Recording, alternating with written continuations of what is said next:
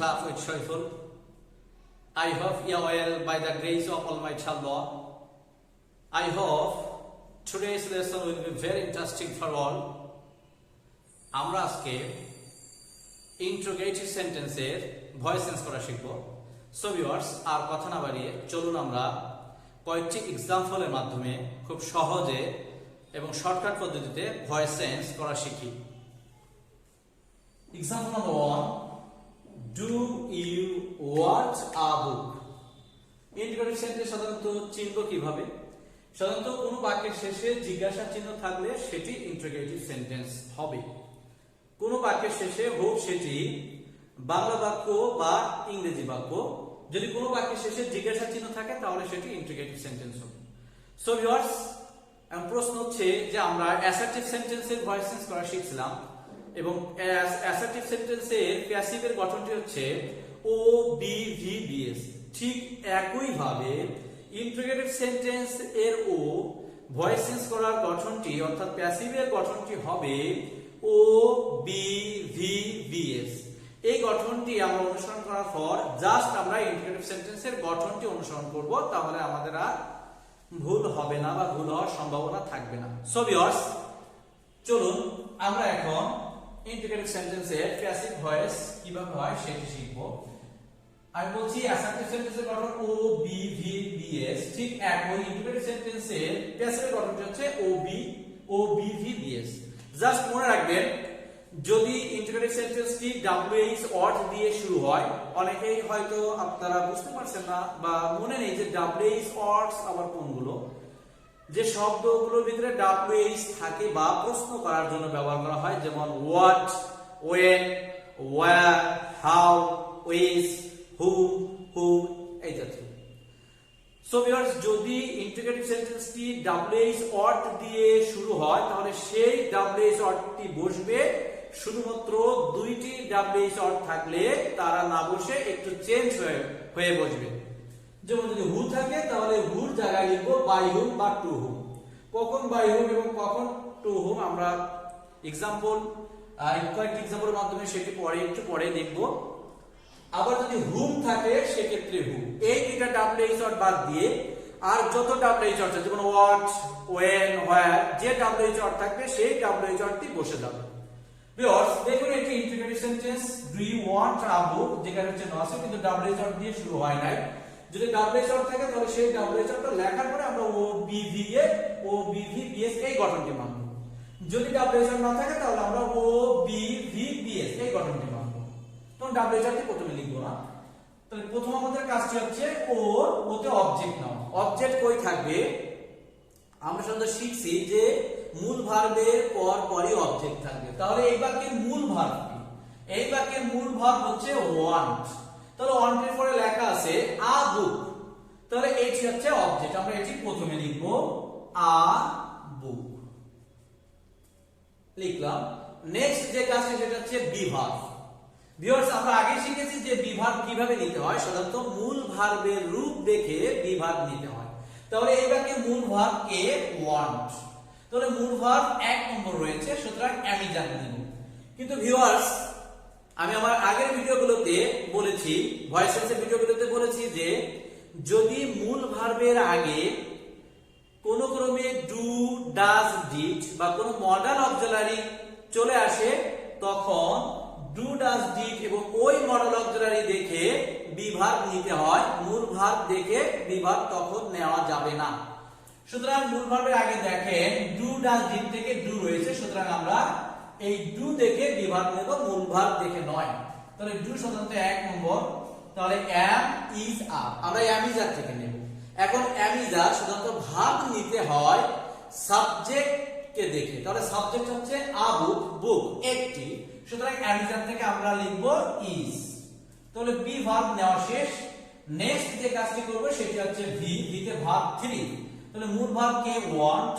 মূল ভার্বের 3 নম্বর করতে হবে। তাহলে মূল ভার্বের 3 নম্বর হচ্ছে ওয়ান্টেড। নেক্সট কাজ হচ্ছে বি, বিতে হচ্ছে বাই, আমরা বাই লিখলাম, গঠন বাই।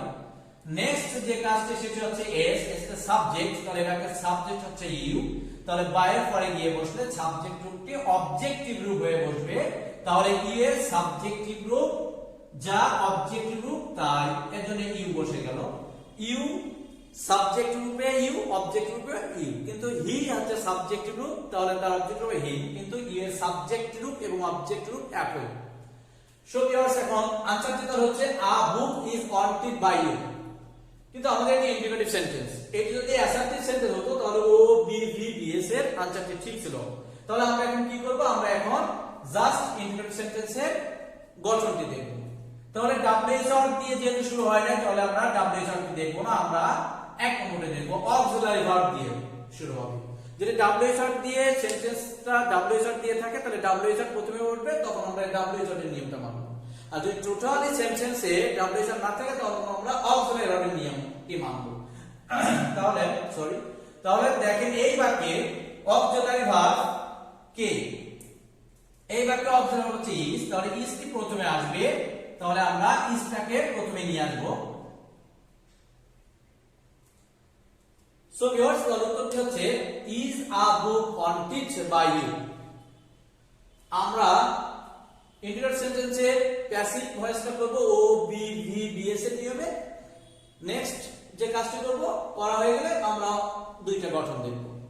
অক্সিলারি ভার্ব দিয়ে যদি বাক্যটি শুরু হয় তাহলে অক্সিলারি ভার্বটা প্রথমে নিয়ে নেব, আর ডাব্লিউএইচআর থাকলে ডাব্লিউএইচআরটা নেব, তারপর অক্সিলারি ভার্ব যদি থাকে ঠিক আছে, যদি না থাকে তাহলে অক্সিলারি ভার্ব সেন্টেন্স যেখান থেকে থাকবে সেখান থেকে ডাব্লিউএইচআর এর পরে এনে লিখে দেব, তাহলে আমাদের হয়ে যাবে। ওকে, আমরা এখন এক্সাম্পল নম্বর 2 দেখব।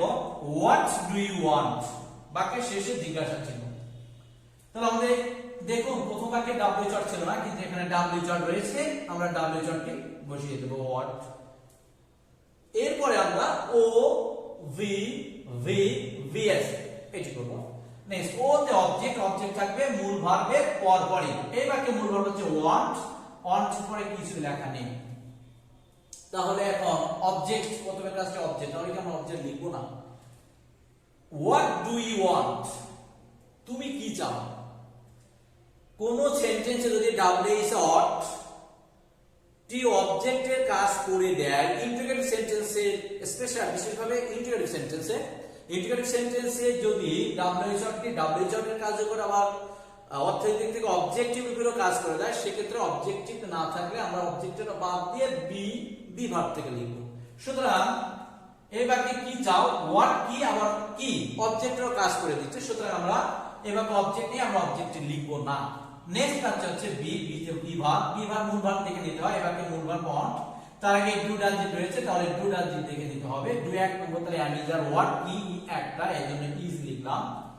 নেক্সট ভি তে ভার্ব 3, তাহলে মূল ভার্বকে 3 নম্বর করব, মূল ভার্ব হচ্ছে ওয়ান্ট, তাহলে তার 3 নম্বর ওয়ান্টেড। নেক্সট কাজটি হচ্ছে বি তে বাই। নেক্সট যে কাজটি তা হচ্ছে এস তে সাবজেক্ট অবজেক্ট গ্রুপ, ই এর সাবজেক্ট গ্রুপ যা অবজেক্ট গ্রুপ তাই। এখন আমরা জাস্ট ইন্টিগ্রেটিভ সেন্টেন্সের গঠনটি মানব। প্রথমে ডাব্লিউএইচআর, ওকে ডাব্লিউএইচআর প্রথমে রয়েছে, no problem. Next auxiliary verb ও ডাব্লিউএইচআর এর পরপরই রয়েছে, সুতরাং এই উত্তরটি correct. What is wanted by you, যদি ডাব্লিউএইচআর এর পরপরই যদি অক্সিলারি ভার্ব না থাকতো, সেক্ষেত্রে সেন্টেন্সে যেখানে অক্সিলারি থাকতো সেইখান থেকে আমরা ডাব্লিউএইচআর এর পরে অক্সিলারিটা লিখব। যেহেতু এখানে রয়েছে সুতরাং এখানে আর কোনো সমস্যা নাই।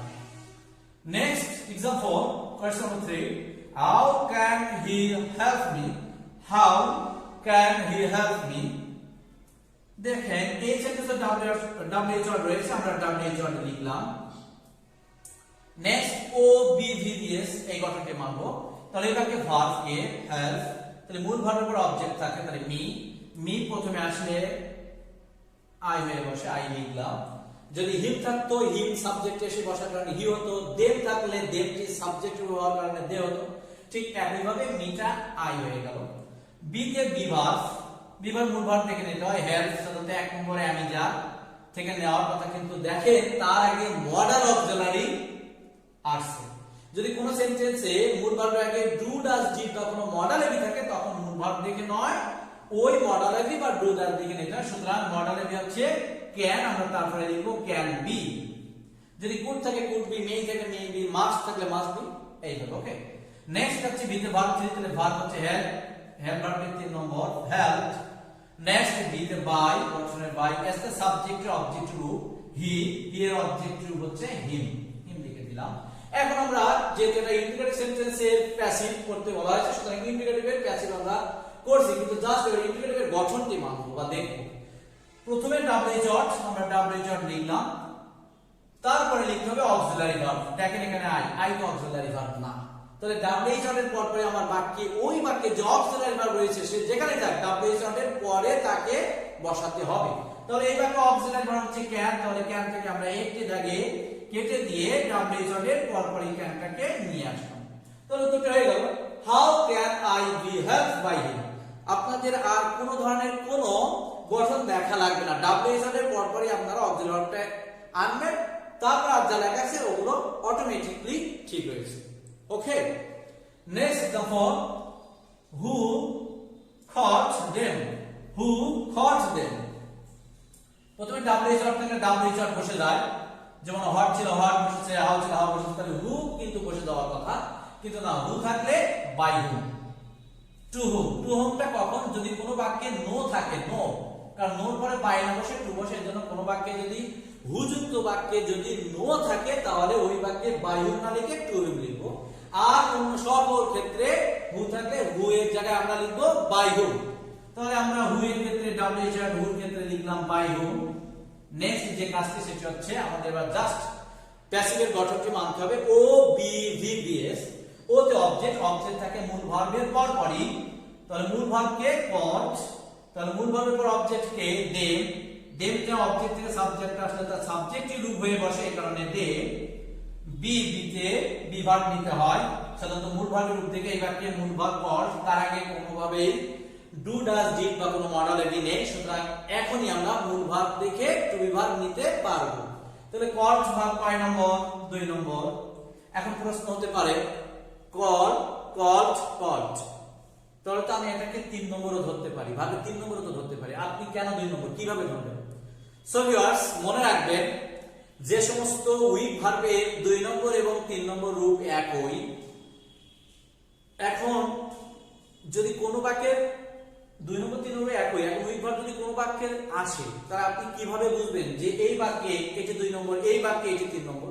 মনে রাখবেন যে সমস্ত উইক ভার্বের 2 নম্বর এবং 3 নম্বর রূপ একই, যদি সে একা একা থাকে, তার আগে যদি অতিরিক্ত কোনো অক্সিলারি ভার্ব না থাকে, সে যদি একা একা থাকে, একা একা, তাহলে বুঝবেন 2 নম্বর, আর যদি অক্সিলারি থাকে তাহলে 3 নম্বর।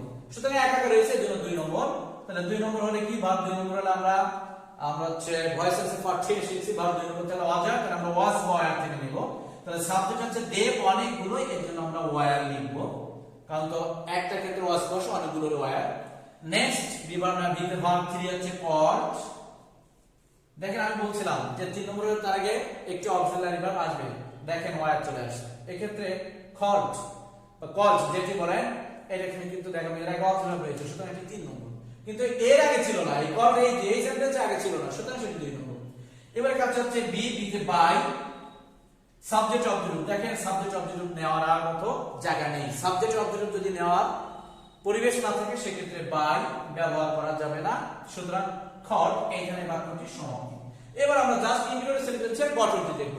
প্রথমে WH দিলাম, নেক্সট অক্সিলারি ভার্ব, কিন্তু দে তো অক্সিলারি ভার্ব না, তাহলে এবার অক্সিলারি ওয়্যার, তাহলে ওয়্যারটাকে কেটে দিয়ে WH পরে ঠিক পরে লিখতে হবে। তাহলে आंसरটি হচ্ছে by whom were they caught, by whom were they caught। Okay, next example, who knows me, who knows me। তাহলে who জায়গায় কি লিখতে হয়? WH নিজেই who, তাহলে who বসে যাওয়ার কথা, কিন্তু না, আমি ভিউয়ার্স বলেছি who থাকলে by whom বা to whom লিখতে হয়। তাহলে আমি বলেছি বাক্যে যদি নো থাকে সেক্ষেত্রে by whom না লিখে to whom লিখতে হয়, এজন্য to whom লিখলাম, দেখেন বাক্যের ভার্বটি নো রয়েছে। নেক্সট OBBS, মূল ভার্বের পরে নো হলো ভার্ব মি, তা সাবজেক্ট হচ্ছে আই লিখলাম। বি ভার্ব মূল ভার্বের রূপ দেখে, মূল ভার্বে 1 নম্বর, তার অতিরিক্ত কোনো মডেল এই ভার্বটা দিলে সুতরাং তাকে দেখে নেওয়া যাবে। ভার্ব 1 নম্বরে অ্যামিজার, আয়ের পরে অ্যামিজার থেকে অ্যাম নিলে অ্যাম নিলাম। নেক্সট বিতে ভার্ব 3 নন, নিউ, নন লিখলাম। বি বিতে বাই লিখব, কিন্তু সাবজেক্ট অবজেক্ট নেওয়ার মতো পরিবেশ নাই, সুতরাং এখানে বাক্য সমাপ্তি। এখন আমরা দেখব জাস্ট WH ought, তারপর অক্সিলারি শিখলাম। প্রথমে WH ought, ওকে, নেক্সট অক্সিলারি ভার্ব, তারপরে তো WH ought এর পর অক্সিলারি নেই, তাহলে অক্সিলারি কে বা কে এম, তাহলে এম থেকে এক দাগ দিয়ে কেটে WH এর পরে লিখতে হবে। To whom am I known? উত্তর অটোমেটিক্যালি হয়ে গেছে। ভিউয়ার্স, আমার এই ভিডিওটি যদি ভালো লেগে থাকে তাহলে আপনারা অবশ্যই সাবস্ক্রাইব করবেন এবং বেশি বেশি শেয়ার করবেন। Best of luck, good bye.